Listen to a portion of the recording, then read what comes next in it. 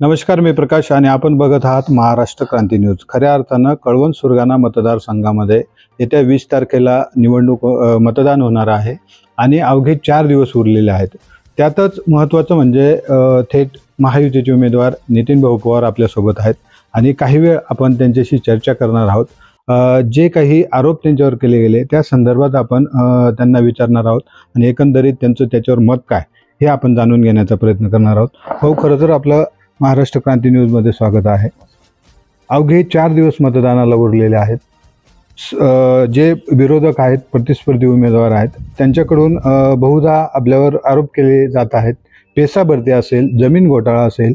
खरं तर आपण जर बघितलं तर पेसा भरतीमध्ये त्यांनी जे आता प्रचार करता आहेत तसे बोलतायत की पेसा भरतीमध्ये नितीन पवार कुठे दिसले नाही, आदिवासी मुलांसोबत ते कुठेही समोर आले नाही, त्यांना काही आदिवासींशी मुलांशी घेणं देणं नाही. या आरोपाबद्दल आपण काय सांगाल? नाही, पेसा आंदोलन गेल्या 1 वर्षापासून तेव्हा चालू होतं. जेव्हा आंदोलन मुंबईला निघालं होतं जेव्हा 8-1 महिन्यापूर्वी, त्या सर्व आंदोलकांना माहिती आहे तेव्हा रस्त्यात जी काही बाकीची व्यवस्था करायची होती आपल्या ज्या काही सर्व युवा वर्गाला, ती व्यवस्था मी पण माझ्यासारख्या एक छोट्याशा लोकप्रतिनिधी तेव्हा केली होती.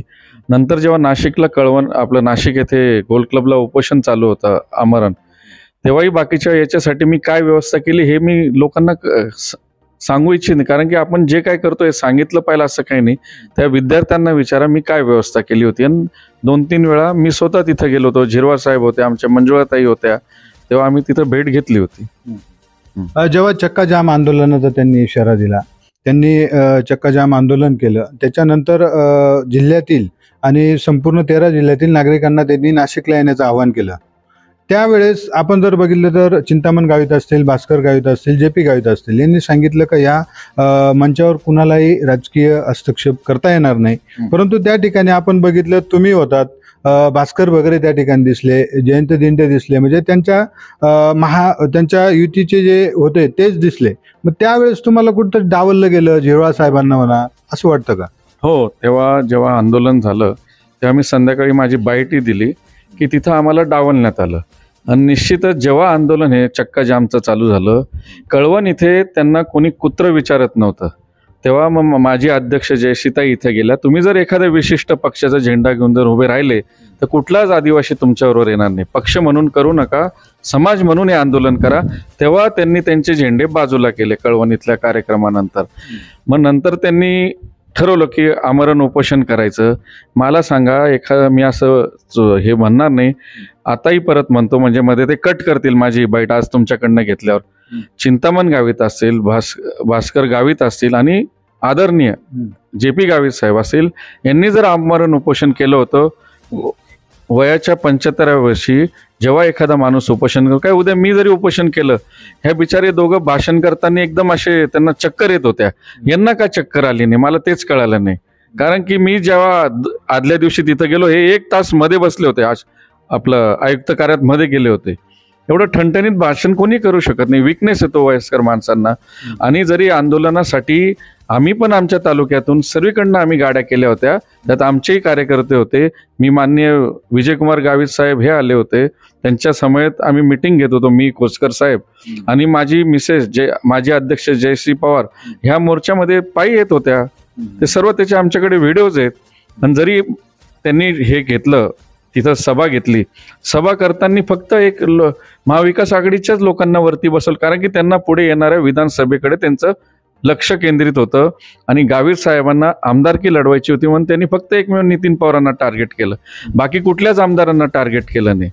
कारण की तिथं जेव्हा मला सांगा, जर तुम्ही आदिवासींचे कैवारी आहात, मी असं कुठल्या जातीभेद करणार नाही, तिथं जयंत दिंडेंनाही बोलू दिलं, बाकीच्यांना बोलू द्यायला पाहिलं होतं. वैभव पिचड होते, धनराज महाले होते, माजी मंत्री भारती पवार होत्या, मी होतो, आम्ही आपल्या ह्या होत्या माजी महापौर आपल्या मानसीताई होत्या, आम्ही सर्व तिथं खाली बसलो होतो ना, आम्ही.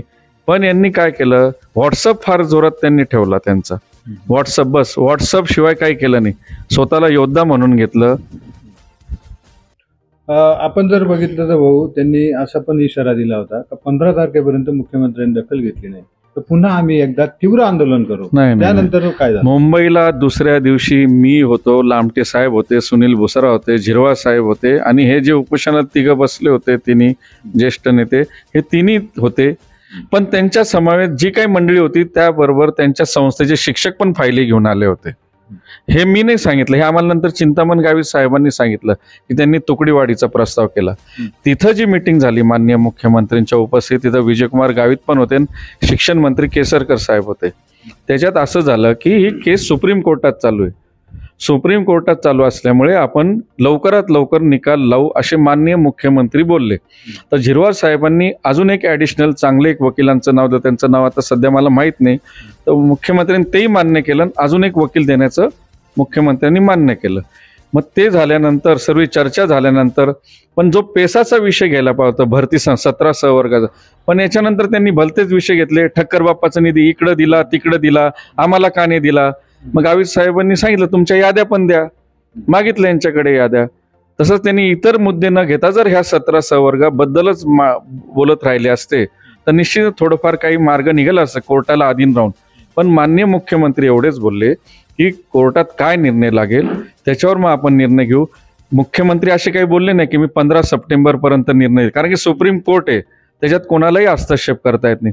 गावित JP गावित साहेबांनी बाहेर येऊन सांगितलं की 15 सप्टेंबरपर्यंत जर निकाल नाही लागला तर आम्ही उपोषणाला बसू.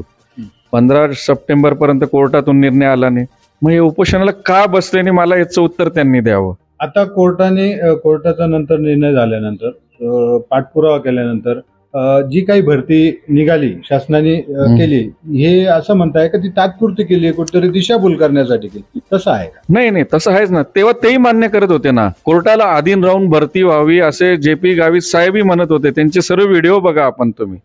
पण माझं एवढं म्हणणं आहे, हे जेव्हा गोल्ड क्लबला गेले मुंबईहून आल्यानंतर मुलांना दमबाजी करून सांगून दिलं चला उठा उठा, काही बसू नका, 15 तारखेपर्यंत आपला निकाल लागेल, नाही तर आपण उपोषणाला बसू.